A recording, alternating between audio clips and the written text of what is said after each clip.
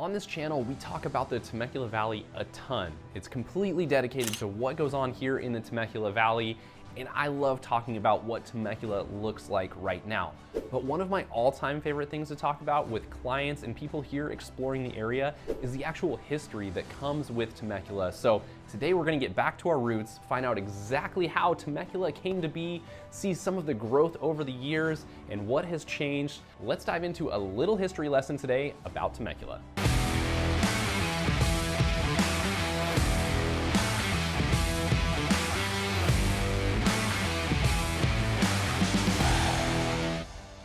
Hey guys, I'm Andrew Lewis, your local Temecula Valley realtor, and this channel is dedicated to all things Temecula Valley, from new home tours, neighborhood spotlights, new things coming to the valley. We are here to tell you exactly what it's like living in the Temecula Valley. Thanks for tuning in. Let's dive in. What better way to get to know the Temecula Valley than to dig into our roots and find out exactly where this great town came from? And to start, we are going to go way back to 900 AD. It is actually believed that as early as 900 AD, the Luiseño Native American tribe is said to have occupied this area and explored its land. And we have a ton of Native American history, as you will find out as we continue on through the Temecula Valley history. The first known man to actually explore the area here in Temecula is Father Juan Norberto de Santiago in 1797, and he was actually traveling around here in Southern California looking for a place to create a mission and start to build out a mission facility, and he did that with the mission in Oceanside known as Mission San Luis Rey in Oceanside. And so he explored this entire area, probably was one of the first men outside of the Native American tribes to actually set foot on Temecula property.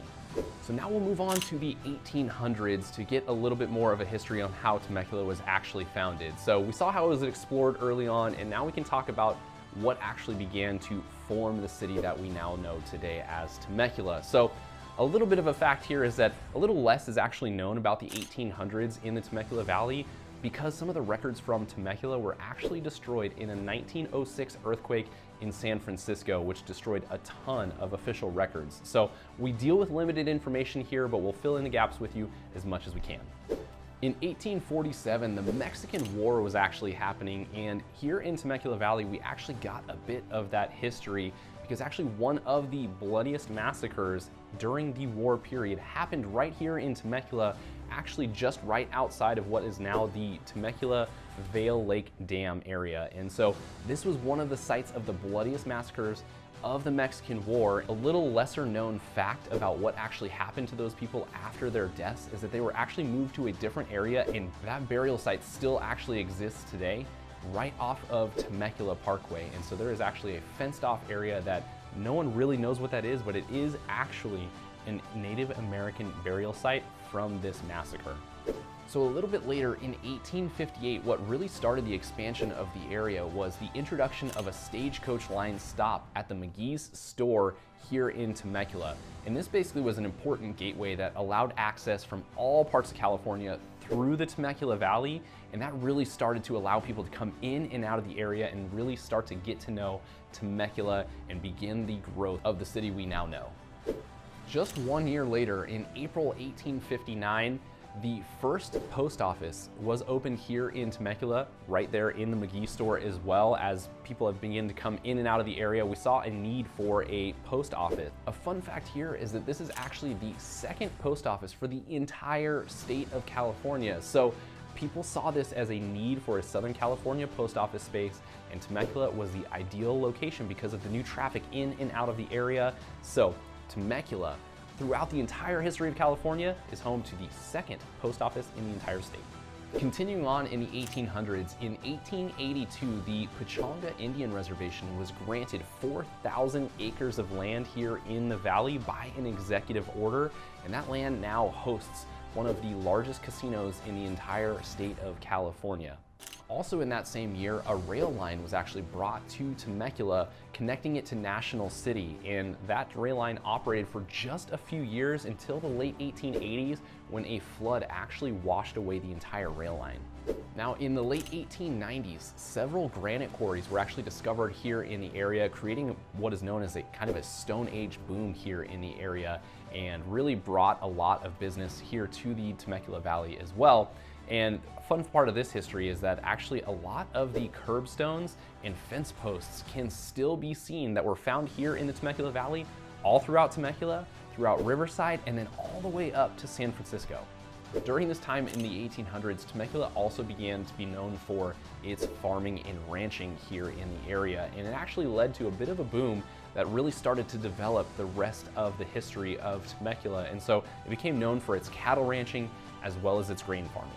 Which leads us to 1905, when Walter L. Vail actually came to the area. He migrated here from Nova Scotia, and he began to buy up bits of land here in the Temecula Valley, and he ended up accumulating a total of 38,000 acres here in the area to start his family ranching business.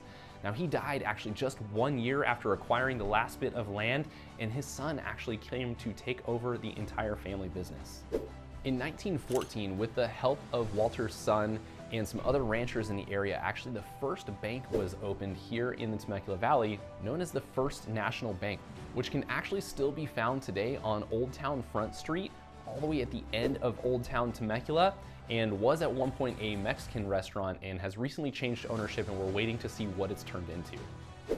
By 1947, Vail Ranch continued to expand and actually amassed 87,500 acres here in the area. And just a year later on that property is when the actual Vail Lake Dam was built, and that was built to funnel water from the Temecula Creek, and it has now created what is now known as Vail Lake. In late 1964, Vail Ranch was actually sold to a development company, and that is really what marks the complete change of the Temecula Valley into what we've seen it today, as that development company came in, took that 86,000 plus acres and turned it into a thriving city. The late 1960s really marked the shift of the Cowboys and Indian era of Temecula Valley into more of what we know it as today, and also marked the first commercial vineyard that was planted here in the area and really started what now is known as the Temecula wine scene.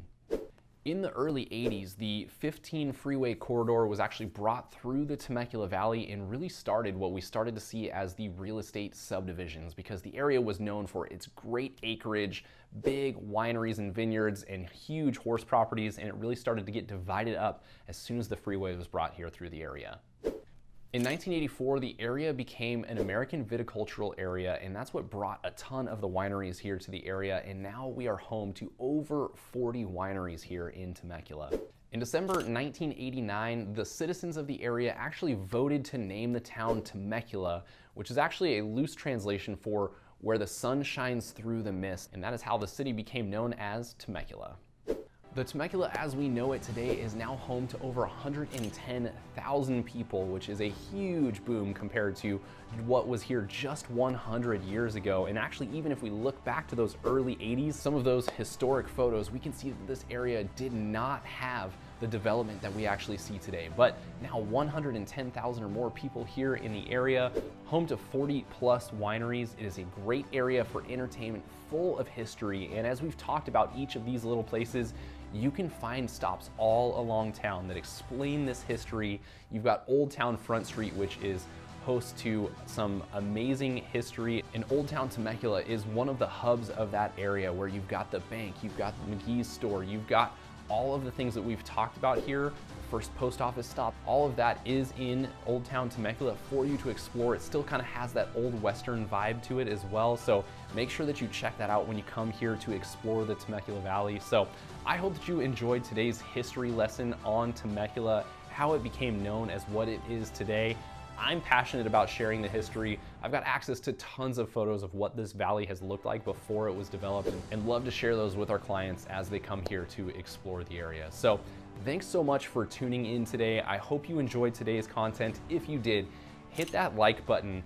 Leave a comment below any questions that you have about moving to the Temecula Valley, what it's like living here in Temecula, questions about any of the history or pieces that you want to throw in there for people to consider when they're thinking about Temecula history, leave that comment below. And as always, don't forget to hit that subscribe button so you don't miss out on future videos. Thanks for tuning in. We'll see you next time.